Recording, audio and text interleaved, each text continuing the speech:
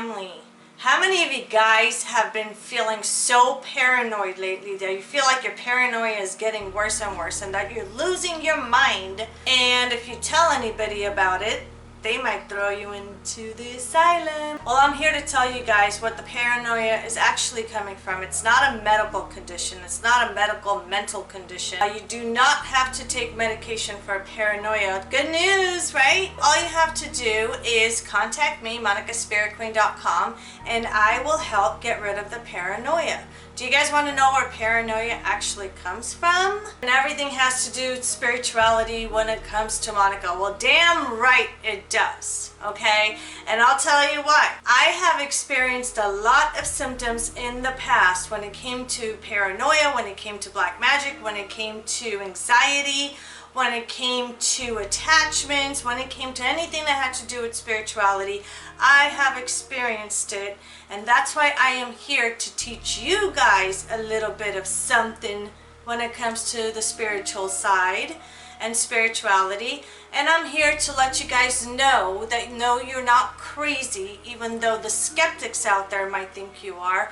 I know you're not crazy, and I know your paranoia does not get any better as long as you have something dark attached to you. I'm going to let you guys know in details of exactly what I'm talking about when I say paranoia and the spiritual side go hand in hand. So let's say, for example, if you have some kind of an attachment, some kind of a demonic entity that's attached to you, either because of what you did or what somebody else did, or it could have been from a haunted location where there were spirits around and then one of them attached to you, or it could be through tarot cards, Ouija boards, whatever. It doesn't matter. You have some kind of an attachment. They're here for a purpose. They have their own agendas. What they're here for is they're going to want to destroy you. They're going to want to take your soul, and in order to do that, they're going to break you as much as they possibly can.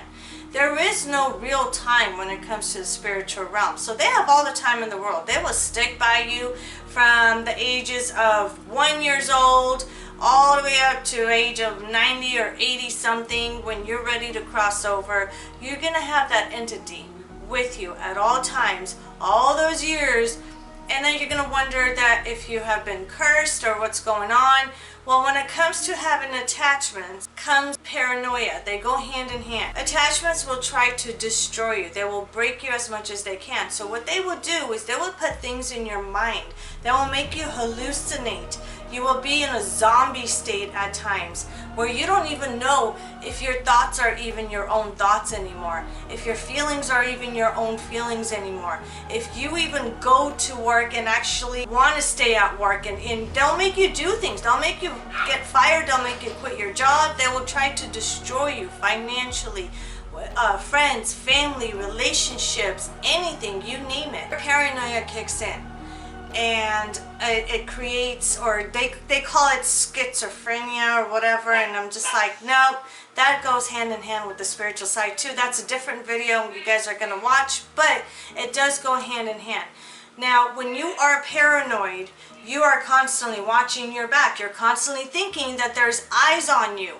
Guess what? There are eyes on you. Those are the eyes of something, some kind of a demonic entity that is attached to you. Those are the eyes that are on you. So yes, obviously you're going to get paranoid. Another thing that they're going to do is come in your sleep, and they will put thoughts in your mind. They will show you things. They'll make you remember the horrible things they showed you in your dreams, or I would call it more like nightmares. Reoccurring dreams happen a lot through the spiritual side. It's either your spiritual doors are open and they're trying to tell you something, or somebody is trying to do something to you or has already done to you. And that's when the reoccurring dreams start, because your subconscious and your spiritual side collide together, they work together, and they're trying to let you know something with the reoccurring dreams. And again, that has to do with the attachments or something dark that's been put on you. Also, if you have some kind of black magic spell, it can cause paranoia as well. So if you have some kind of black magic spell on you and you start going crazy and you're paranoid and you think everybody's after you, you isolate yourself from the rest of the world, friends and family start separating away and pushing away from you, that is because of the lovely attachment you have on you. And that's when you contact MonicaSpiritQueen.com, and I will go ahead and get rid of the attachment, or in some cases multiple different attachments, and then you can get your life back. So paranoia is caused through the spiritual side, either with dreams, either with them putting things in your mind, seeing visions, constantly barking in your ear, even possession. They can possess you, and when they possess you and then leave your body every time, whatever they have implanted in you while you were possessed is what's going to be running through your mind, and that's how you're going to continue living, and things are going to go downhill. You're going to crash. You don't want that. You don't want it to get to that point where you cannot handle anything in life anymore. You don't even want to leave your home. You think everybody's after you. You think, I leave my home, what if this happens? What if that happens? That's another thing. A lot of what ifs start going through your mind.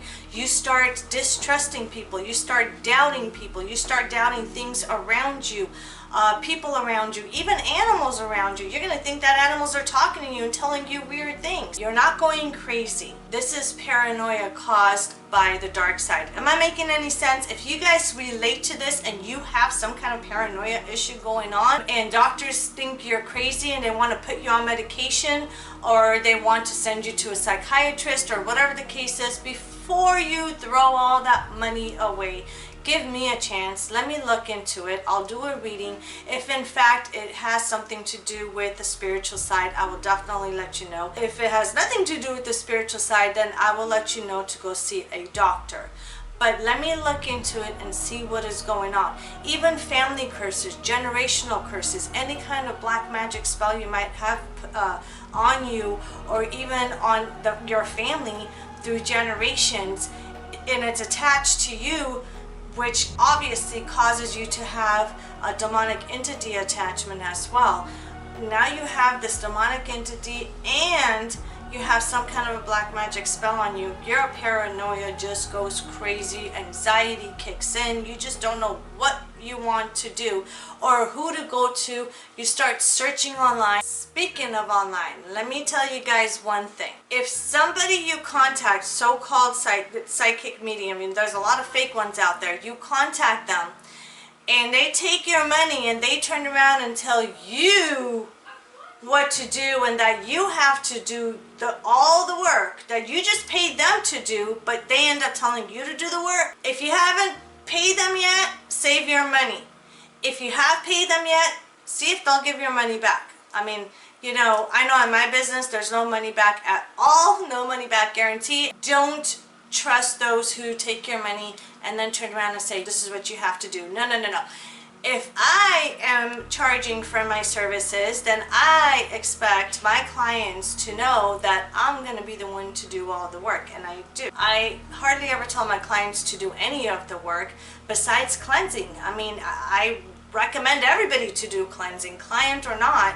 I do cleansing for myself all the time too, and there's nothing wrong with that. Actually, it's a lot better than staying in that filth with that garbage and all that dark crap around you. So cleansing is a very good thing, and I think everybody should do it at least once in a while, once a month, once every 2 months, once every 3 months the most, to stretch it out, or however often you feel like you have some kind of a negative energy or dark energy around you and you need to cleanse it and get it away. Go for it. You could do it every day. You could do it every other day. It doesn't matter. There's no limit to cleansing. When it comes to paranoia, I'm going to repeat myself one last time. It is not a disease as far as medical. It's not a medical condition unless you actually have some kind of medical condition that could trigger the paranoia. That's completely different. A lot of times it's the spiritual side that messes with you. It's somebody that has put some kind of a black magic spell on you, somebody that has opened up portals, conjured up demonic entities to attach to you, and they will attack all aspects in your life. Financially, relationship, love, kids, family, friends, work, school. It's going to affect everything. Their goal is to isolate you. So if you feel like you have been isolated for so long and you don't know where to go and who to look for and who's going to understand you and sit there and listen to your story and then turn around and say, I'm going to help you, that would be me. And I'm not going to think you're crazy, especially when it comes to the spiritual side. If you have to actually see a physical doctor, I will let you know too.